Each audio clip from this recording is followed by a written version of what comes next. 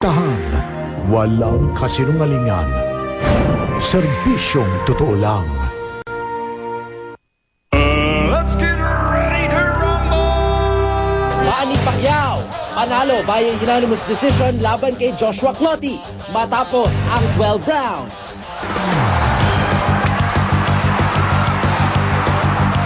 I already control after the first round. I never confident because I know he's strong.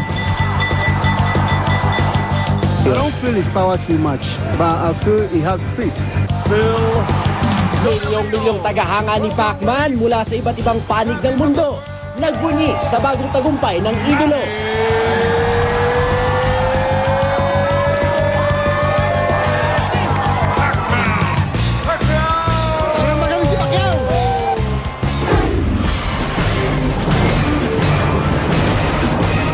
mula sa GMA Network Center, ito ang 24 Oras.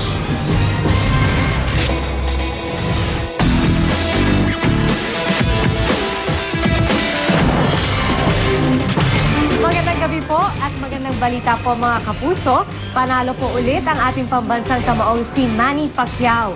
Unanimous decision ang naging resulta ng welterweight title bout nila ni Joshua Clottey. Pero nahirapan po ang pound-for-pound king sa laban. Tunghayan natin ang mga suntok at bakbakan sa labang tinaguriang The Event sa pagtutok na ito ni Chino Trinidad.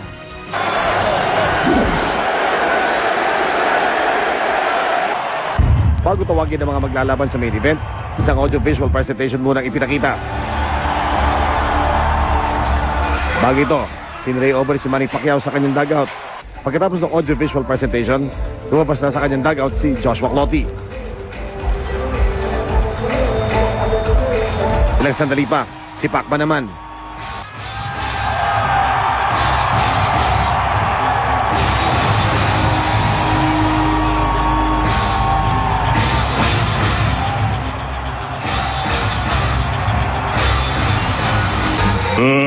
Let's get ready to rumble!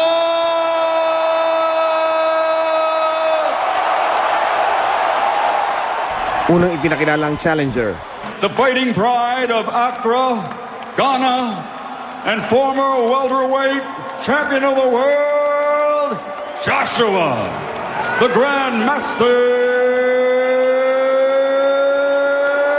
Clottey.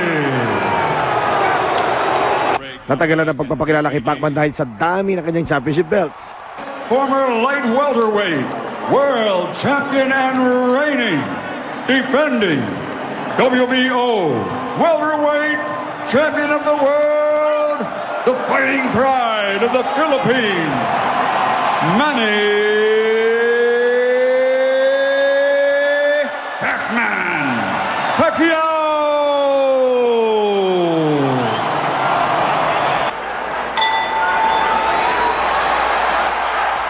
Sa unang round, kita agad ang mahigpit na depensa ni Clottey. Si Pacquiao naman, agad ipinaramdam ang kanyang lakas at liksi. Body shots, right hook, left straights. Tuloy lang ang pagsutok ni Pacquiao sa mga sumusunod na rounds. Si Clottey pa rin ang depensa. Paisa-isang suntok at tila iniintay lang mapagod ang pound-for-pound king. Kaya na ika-apat na round, tila napikot na yata si Pacman.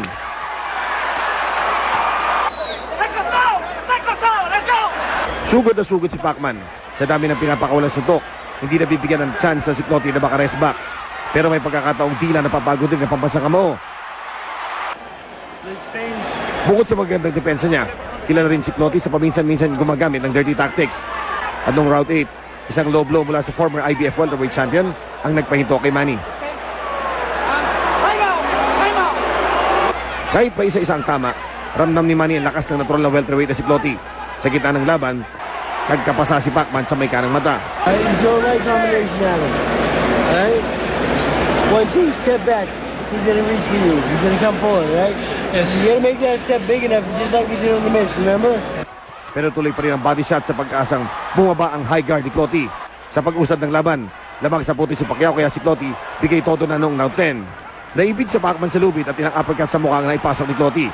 Pero as 7th Division World Champion, hindi nagpatinag. Ang Team Clottey ramdam ang nauubos na oras. This is the 11th round, okay? I know you got the power to knock him out, and you got the strength, and you're in condition. Take chances, baby. Let's take a chance in this round coming up. If you don't take a chance, we go home lost. Palaban na lumabas ng corner si Cloty. Pero yung ibang ipinakita kondisyon ni Pacquiao. At bago natapos ng round 11, nayanig na rin niya si Cloty. Gigil ang dalawang boksingero at handang ibigay ang lahat bago nagsimula ang huling round. Nagyakapan sila tapos tuloy ang bakbakan. Wala pa rin kapagaran si Pacman sa pagpapakawala ng power shots. Si Cloty, sinusubukan pa rin sabayan ang pambansang kamao. Pero bahagya nagkaroon ng tensyon na magkaumpugan ng dalawa. Walang natumbas sa dalawang boksingero hanggang sa huling sandali. Ang pagiging dominante ni Pacman sa laban na kumpirma sa desisyon ng hurado. All three to the winner by unanimous decision. The fighting pride of the Philippines and still WBO welterweight champion of the world, Manny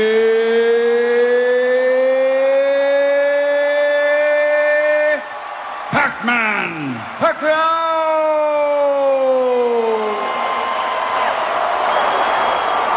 I already control after the first round, but I never confident because he's looking for a good shot, and I mean I know he's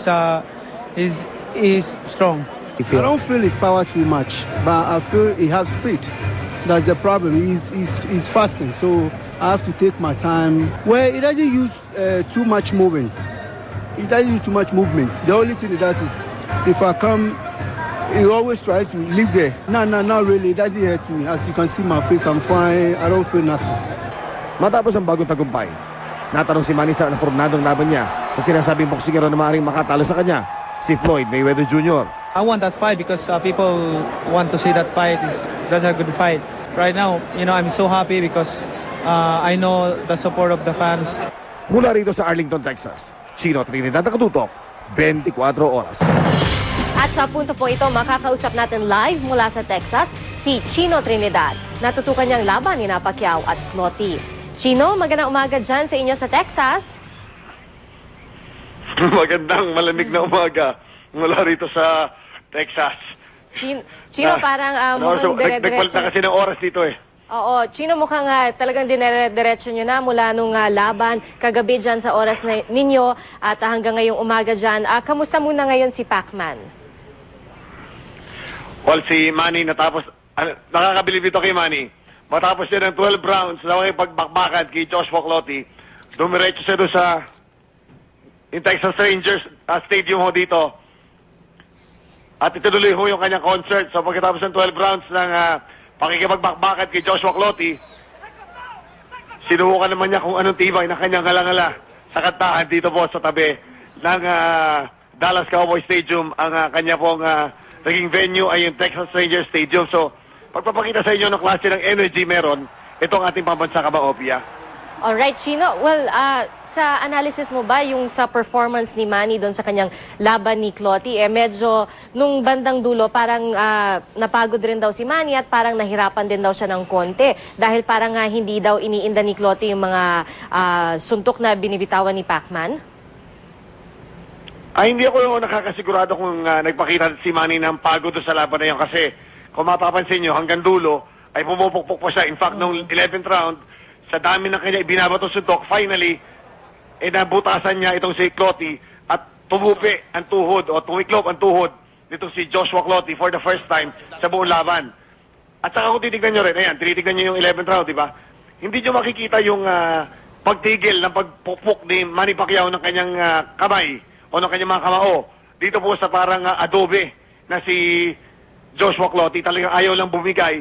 Sa dami ng ibinato ni Manny, imagine nyo, ang total punches thrown ni Manny Pacquiao sa laban na yun, 1,261. Ganun kadami ang number, yung bilang po ng suntok na ibinato ni Manny Pacquiao doon sa laban na yun. So, hindi ako nakita ng pagod hanggang dulo, hanggang 12 round. Alright, Chino, parang sabi nga nung iba, medyo nakitaan ng pagiging madumisaring si Cloty. At well, ang sabi rin ng iba, ganun daw talaga siyang dumiskate, meron siyang low blow. Tapos narinig din natin si Buboy Fernandez dun sa gilid ng ring. Sinasabi niya kay Manny na mag-ingat ka dahil inaapakan ka ni Cloty. So ito talaga ang laro ni Cloty? Yun talaga ang laro kasi pagka ganun na may kabagalan ka at saka alam mo na limited ang mga punches mo, di gagamitin mo yung sinasabi na gulang sa paglalaban sa isang klaseng katulad ni Manny Pacquiao. Hindi mo kasi mahuli. So ginagawa ni Joshua Clottey, tinatapakan niya yung lead leg ni Manny Pacquiao, yung kanyang kaliwa, para hindi makagalaw si Manny Pacquiao. O kundi sinubukang untugin, sinubukang sundukin below the belt. Pero lahat yun, alam ni Manny na hindi naman daw sinasadya. Talagang yun lang daw ang style. Pagpapakita sa inyo ng sportsmanship. Talagang merong kagulangan, pero dahil sa bilis ni Manny Pacquiao at saka sa ganda na anticipation niya, hindi nagamit ni Joshua Clottey, naggulangan ng todo ang ating papat sa kamao. Alright, Chino, alam namin na medyo mahaba ang inyong gabi at ang inyong araw dyan. Pero panghuli na lang, alam mo ba kung kailan babalik ng LA si Manny? Bukas, sasakay na, ay hindi pala bukas. Mamaya ho ng alas 11:30 ng umaga dito sa Texas, ay sasakay na ho ng eroplano si Manny Pacquiao, yung kanyang Air Pacquiao. At babalik na ho siya ng Los Angeles. Doon ho siya magpapahinga ng sandali. Tapos, pupunta ng Hawaii, magko-concert na naman. Ang ating pong concert king. Yung pound king natin. Alright, Chino, maraming salamat. Di na namin patatagalin at mukhang nilalamig ka na dyan. Si Chino Trinidad po, nag-uulat Hindi lang live. nilalamig. Chino Trinidad, maraming salamat live po mula sa Dallas, Texas. Nanood din po ng labang Pacquiao-Clottey ang ilang dayuhan sa Makati at kahit nang hinayang ang ilan sa kanila na di na knockout si Clottey, saludo pa rin sila sa pambansang kamao. Nakatutok si Steve Dailisa. Di lang mga Pinoy ang nanood ng laban sa National Sports Grill sa Makati, kundi pati na rin mga foreigner na fans ni Pacman. Pero magtatanghali na bago na puno ang 250 seating capacity nito. If we are to compare the fight with Cotto and Hatton, mas maaga kaming napupuno compared with this fight with Clottey. Kahit milya-milya ang layo ni Pacman sa mga tagahanga niya sa Pilipinas, tila abot hanggang Texas ang kanilang sigaw ng masilayan ng pambansang kamao. Sa umpisa ng laban, kampante ang mga Pinoy na panalo si Pacquiao. Animoy silang naagrabyado sa mga umano'y maruming taktika ni Clottey sa pag-apak sa paa ni Pacquiao. Gagamit yung ring sa kanya, try to find an angle, at para hindi rin sa matapakan ni Joshua Clottey. Ang ilang manunood, kada round nagtotoast para sa tagumpay ni Pacman. At nang i-anunsyo ang pagkapanalo ng idolo, di na sila nagulat. Sayang, walang knockout eh. Yun lang naman ang kulang eh. Pero Pacman, #1. Ang foreigner na ito na taga-suporta ni Clottey, napasaludo sa pambansang kamao. The whole time he was blocking. He wasn't hitting. He wasn't trying to hit him at all. So, I mean to say you're a Pacquiao fan now. For the moment, for now. Dahil nabitin ng marami sa labang Pacquiao-Clottey, hiling nila yung rematch. Kung di posible, mas kapanapanabik daw kung ang susunod na makakaharap niya ay si Floyd Mayweather Jr. Steve Dailisa, nakatutok, 24 oras. Matapos ang kanyang bagong tagumpay, nag-victory concert si Manny Pacquiao. Mula sa Arlington, Texas, nasa linya ngayon ng telepono si Lala Roque. Lala, kumusta yung party dyan? Umataw nga agad si Manny Pacquiao sa entablado sa after-fight party ng Team Pacquiao. Pagkado alas 12:30 ng madaling araw, dumiretso si Manny sa Gold Club sa Rangers Ballpark. Ang kanyang asawang si Jinky at mga miyembro ng Team Pacquiao. Kapasin-pansin at asikaso si Jinky sa asawang si Manny. Pagdating nila sa Gold Club, agad ko si Jinky ng steak para kay Manny. Ayon kay Jinky, una, kinabahan daw siya sa laban pero kalaunan na ito dahil kitang-kita na panalo na ang kanyang asawa. Ilang ulit pa, simula na ang kasiyahan ng Team Pacquiao sa Gold Club. Mainit namang sinasbong ng kanyang mga tagahanga si Manny. Hindi naman sila nabigo dahil unang kanta pa lang, nabuhay ang buong lugar. Ang pambungad na kanta ni Manny ay ang Lambada. O La Bamba pala, Jiggy Section. Kasama niya sa naturang concert ang kanyang bandang binansagang MTV. Napaindak ang lahat, maging si Journey lead vocalist Arnel Pined, nakijamming pa. Si Jinky, nakisayaw rin. Ayon kay Manny, gusto niyang pasayahin ang kanyang mga fans dahil sa kanyang pagkapanalo. Samantala, ilan sa mga personalidad na ating nakita at gobyerno na namataan nating nanood sa the event ay sina First Mike Arroyo at House Speaker Prospero Nograles. Nandun aktor na si Robert Duval na aminadong fan ni Manny at syempre Narito rin kanina ang mismong may-ari ng Dallas Cowboys Stadium na si Jerry Jones. Nakausap din natin na Jiggy kanina si Joshua Clottey, talong bakas pa rin ang kanyang paghanga at respeto sa ating pambansang kamao. He's the best pound-for-pound fighter out there. If I lost to him, I'm okay. Life always have to go on. Sige, pagkatapos ng victory party ay naman si Manny sa Gaylord Hotel para magpahinga. At yan ang latest mula rito, Grapevine, Texas. Balik sa'yo, Jiggy. Maraming salamat, Lala Roque. Labis din po ang tuwa ng mga anak ni Manny Pacquiao sa tagumpay ng kanilang daddy. Pinanood nila ang laban sa kanilang bahay sa Biñan, Laguna. At nakatutok doon live si Marisol Abduraman. Marisol? Jiggy, masayang-masaya nga sa tagumpay ni Manny Pacquiao ang kanyang mga anak at kasama dito sa kanilang bahay sa Laguna. Maagang nagising ang magkakapatid na Jemwell, Michael at Princess. Nasa Jensen ang bunsong si Queenie. Tinawagan pa ang tatlong bata ng kanilang daddy Manny bago tumungo sa Dallas Cowboys Stadium. Nung nakausap ko kanina si daddy, ano sinabi mo kay daddy? Good luck to your pie. Knock out, daddy. Di pa man sumasampa sa ring ang pambansang kamao, nakatutok na ang lahat sa TV. Si Princess dahil miss na ang kanyang daddy, pinagkukunan ng litrato ang mga nakadisplay na picture ni Pacman sa bahay. At sa tuwing pinapakita sa telebisyon si Pacman, napapatakbo siya sa TV, humahalik at yumayakap. Nang mag-umpisa na ang laban, siksikan na sa sala ang kanyang mga kasambahay at ilang kapitbahay. Naghihiyawan at nagtatalunan tuwing nakakapunto si Pacman. Pag tinatamaan naman siya ng mga suntok ni Clottey, napapasigaw din sila na animoy nararamdaman ang sakit. Ang kaibigan ni Manny na si Celso Pilagtao na umuwi pa galing London para manood ng laban, tuwang-tuwa sa tagumpay ng kaibigan. Sulit na naman ang pagbalik ko rito sa Pilipinas at talagang proud ako sa kanya. Si Princess di napanood ng buo ang laban dahil nakatulog na sa sobrang pagod sa 9th round pa lang. Paggising, balik na naman ang sigla. Congratulations, Daddy! Congratulations, Daddy! I'm proud of you. I love you and I miss you so much. Agad nagkaroon ng simpleng salo-salo dito sa kanilang bahay sa Laguna matapos nga matagumpay na laban. At ngayon naman, inaabangan nila ang pagbabalik sa bansa ng kanilang idolo. Maraming salamat, Marisol Abduraman. Jiggy? Congratulations din sa inyo lahat. Susunod. Ilang taga-Maynila dismayado nang hindi maumpisa ng laban ni Pacman dahil sa brownout. Mami D humiling na naman kay Manny na tigilan ng pagboboksing. Tutok si Julio Segovia. Hindi pa man nagsisimula ang labang Pacquiao-Clottey, ramdam ng excitement ng fans sa San Andres Gym. Libre ang panonood dito, kaya naman dagsa ang mga Manileño.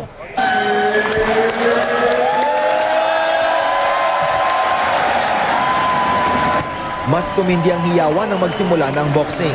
Live streaming mula sa Arlington, Texas ang palabas, pero paminsan-minsan nawawala ang signal.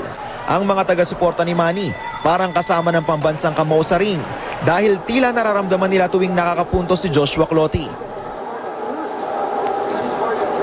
Hindi gaya ng inaasahan ng mga tagahanga, hindi napabagsak ni Pacman ang kalaban. Pinagbigyan lang yan ni Manny. Talagang pinagbigyan ni Manny. Pero kayang-kaya yan! Knockout! Walang kalaban-laban si Clottey! Mahal na mahal ko siya. Parang anak ko siya na boksingerong napakalakas. Congrats, Manny. You make us proud. May pasaring pa nga sila sa boksingerong taga Ghana, Africa. Si Clottey, taga-Ghana, walang kagana-gana kalaban. Wala kwentang laban. Puro ang depensa, Pacquiao talaga. Air-conditioned ang San Andres Gym kaya kahit siksikan, komportable ang mga manonood. Pero sa Tondo Sports Complex, tagaktak ang pawis ng mga nanood. 5 electric fans lang ang gumagana sa loob ng gym. Dahil marami ang inaasahang manonood, tinadtad ng campaign posters ng ilang kandidato ang mga venue ng live screening ng laban. Nanood din ang ilang lokal na opisyal ng lungsod. Adopted sanang lungsod ng Maynila si Manny Pacquiao, kaya naman di raw matatawaran ng suporta at pagmamahal ng mga Manilenyo sa pambansang kamao. Julio Segovia, Nakatutok, 24 Oras. Dismayado ang ilang taga-Tayuman sa Maynila dahil hindi nila naumpisahan ang labang Pacquiao-Cloty. Nawalan kasi ng kuryente sa kanilang lugar bago magtanghali. Nakatutok doon live si Lia Manyala. Lia? Pia, ilang oras na nadismaya ang mga residente ng Barangay 159 Zone 14 sa Tayuman, Maynila dahil nawalan sila ng kuryente magtatanghali kanina. Dismayado ang mga residente dahil di nila naumpisahan ang laban ni Manny Pacquiao, kaya naghanap na lang sila ng paraan para mapanood ang laban.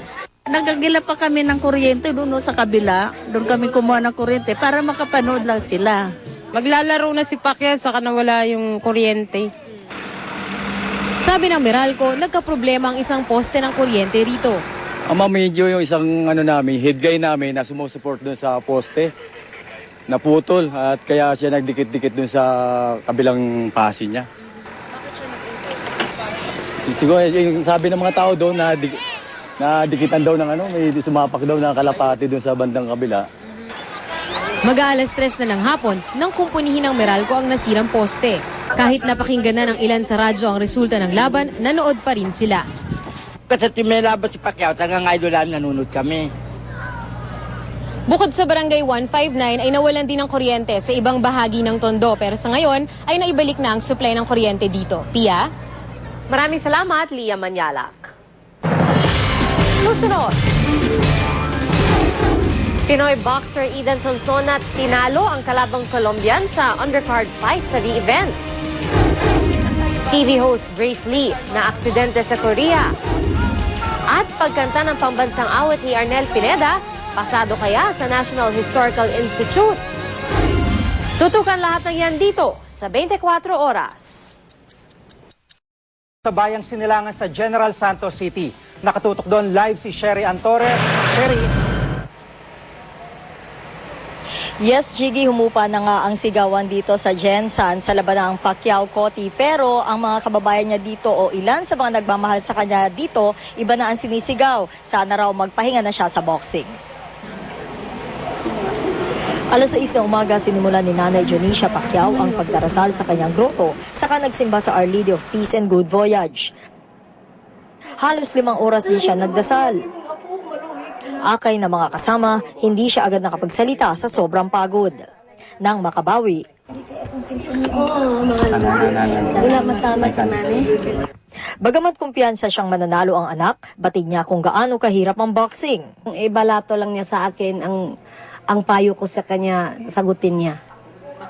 Makinig siya sa akin nga uminto niya siya, stop na siya sa pagboksing. Makatulong ka ba kay Jinky na kumbinsihin si Manny? Nagtulong kaming dalawa. Nagtulong-tulong kaming dalawa. Ayaw ako lang yung anak mo, ma'am.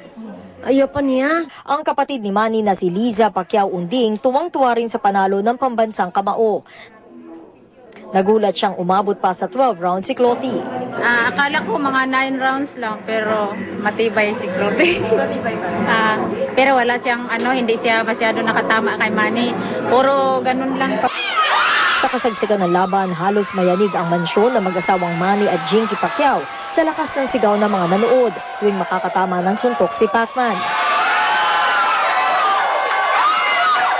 Maging ang Lagaw Gymnasium na may libreng palabas, di mahulugang karayom sa dami ng tao. Nakinuod maging mga lokal na opisyal, gaya ni South Cotabato Representative Darlene Antonino Custodio na nakalaban ni Pacman noong eleksyon 2007. Dito naman sa Jensan, hihintayin ni Nanay Dionisha ang anak. Nang tanungin tungkol sa hamon ni Floyd Mayweather Jr. kay Manny, ayaw ko na. Sabihin ko siya, ako na lang. Jiggy, hindi pa tiya kung kailan ang balik dito sa Jensan dito nga si Manny Pacquiao, pero pihado na magkakaroon muli para sa kanya ng Heroes Welcome. Jiggy? Maraming salamat, Sherry Antores. Tinutukan ng libo-libong fans ang pay-per-view ng bakbakang Manny Pacquiao at Joshua Cloty sa San Juan, sa Araneta Coliseum at maging sa mga shopping mall. Doble higpit naman ang ipinatupad na seguridad ng mga pulis para matiyak ang kaayusan. Nakatutok si Rida Reyes.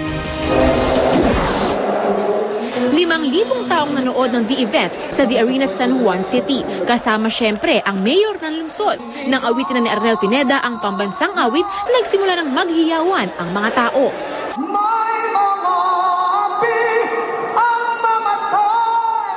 Lalong dumagundo ang hiyawan nang tumuntong nasa ring si Pacman.